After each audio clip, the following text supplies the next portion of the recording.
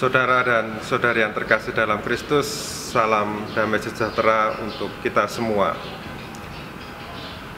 Santo Hieronymus pernah berkata, ignoratio scripturarum, ignoratio Christi est. Tidak mengenal kitab suci, tidak mengenal Kristus. Bagi kita orang Kristiani, kitab suci adalah dasar dan panduan dalam kehidupan beriman. Dan hanya melalui kitab suci kita akan mengenal batu penjuru kehidupan kita, yaitu Yesus Kristus. Dan sebagaimana kita tahu, hidup dan karya Yesus itu bisa kita temukan di dalam Injil-Injil di dalam Alkitab. Penerbit Obor telah mempersembahkan bagi kita suatu panduan di dalam peziarahan batin kita untuk semakin mengenal Yesus dan akhirnya semakin serupa dengan Yesus. Dan panduan itu dipersembahkan kepada kita umat Kristiani dari tahun ke tahun dengan penulis-penulis yang handal dalam buku yang bernama Ziarah Batin. Saudara dan saudari yang terkasih dalam Kristus, di tangan saya ini ada buku Ziarah Batin edisi tahun 2023. Ada sesuatu yang sangat menarik di dalam buku Ziarah Batin ini. Jadi Ziarah Batin ini, dari yang saya baca, ada banyak hal yang istimewa. Yang pertama, di dalam Ziarah Batin ini tertulis kutipan dari Injil yang dibacakan pada hari yang bersangkutan. Mengapa hanya dikutip Injil saja? Kalau kita menengok dari dokumen Konsili Vatikan kedua, Dei Verbum, artikel 18, dikatakan demikian. Di antara semua kitab, juga termasuk Perjanjian Baru, Injillah yang seharusnya menduduki tempat istimewa.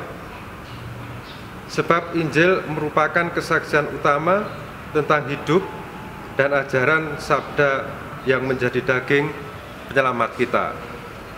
Jadi Injil memang sangat ditekankan di dalam Ziarah Batin ini, dan tentu saja ini sesuai dan selaras dengan anjuran dari Konsili Vatikan kedua untuk menempatkan Injil secara istimewa.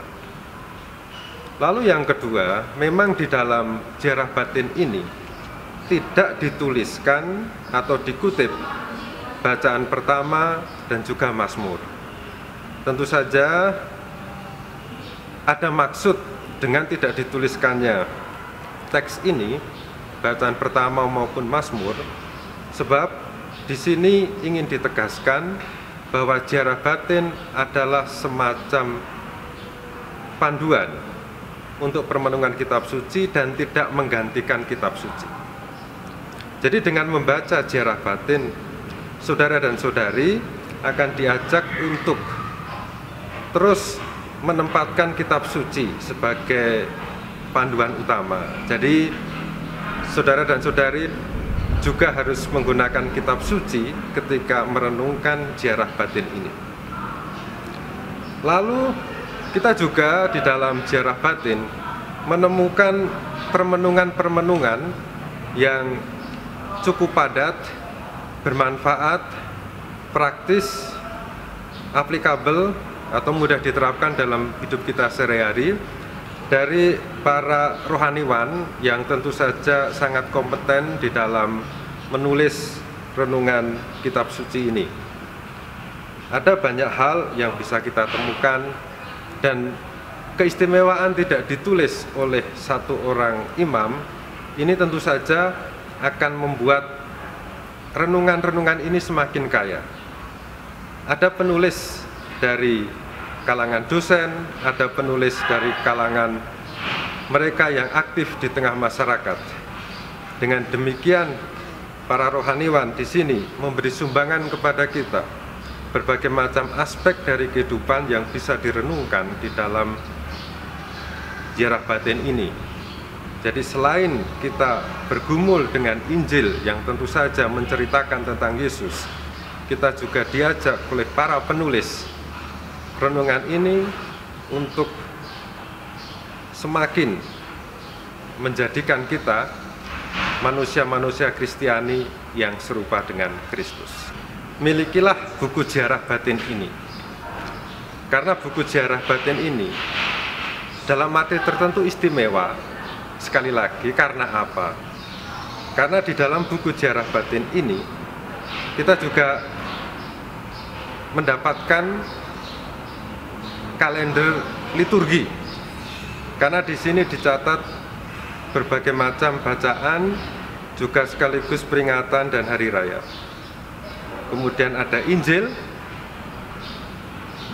yang berisi tentang catatan hidup dan karya Yesus serta ajarannya, renungan selanjutnya, kemudian ada doa, dan terakhir ada kolom tentang permenungan. Di sini saudara dan saudari bisa melihat atau mencatat renungan-renungan yang dihasilkan dari pembacaan teks-teks Injil ini. Dan yang terakhir, last but not least, buku ziarah batin ini bernilai ekologis. Dalam arti apa? Buku ini dipakai untuk 1 tahun. Yang penting bukan banyaknya buku yang ada, tetapi seberapa jauh buku ziarah batin ini bisa membentuk kita, mengubah kita, mentransformasi hidup kita menjadi manusia Kristiani yang utuh dan semakin serupa dengan Kristus. Itulah tujuan dari pembacaan Injil, permenungan Injil, dan juga pengaplikasian Injil dalam kehidupan kita sehari-hari. Tuhan memberkati.